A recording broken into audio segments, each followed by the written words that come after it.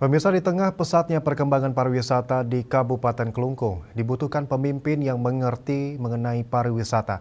Harapannya pariwisata di Nusa Penida lebih berkualitas dan berkelanjutan, di mana kedepannya di Kabupaten Kelungkung dibuatkan badan pengelola pariwisata.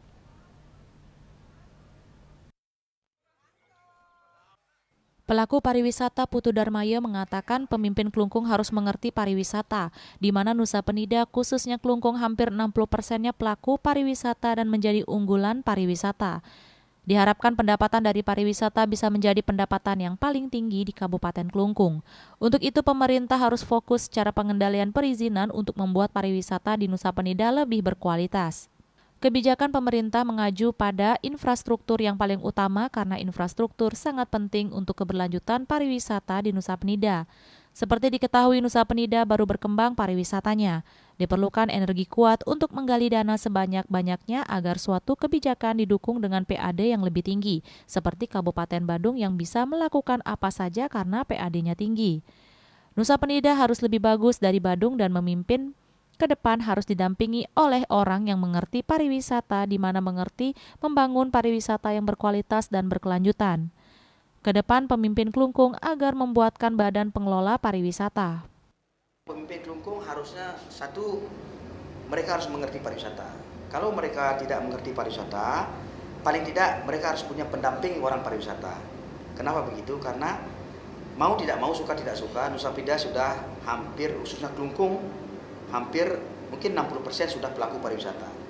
Dan mungkin nanti menjadi unggulan pariwisata. Dan kami berharap juga pendapatan pariwisata akan lebih hebat daripada pendapatan PAD dari rumah sakit atau dari apapun.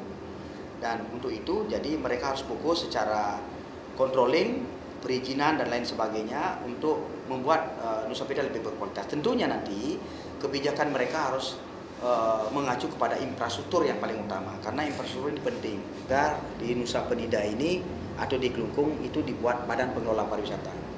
Kalau tidak dibuatkan badan pengelola pariwisata, ada suatu masalah besar, yaitu apabila ada komplain, ada yang masalah sampah yang tidak teratur, semua hal tentang pariwisata Nusa Penida tidak ada yang mengurus dan komplainnya selalu ke pejabat, kan gitu.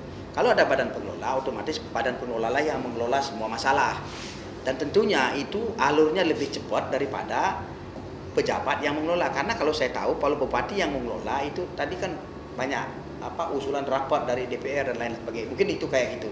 Cuman kalau badan pengelola kan dia memang sudah fokus dalam satu bidang itu, sehingga dia dengan cepat mengelola. Begitu dapat PAD tinggi di pariwisata, dia secara langsung membuatkan mengelola dengan baik dan membuat infrastruktur yang baik untuk keperluan pariwisata.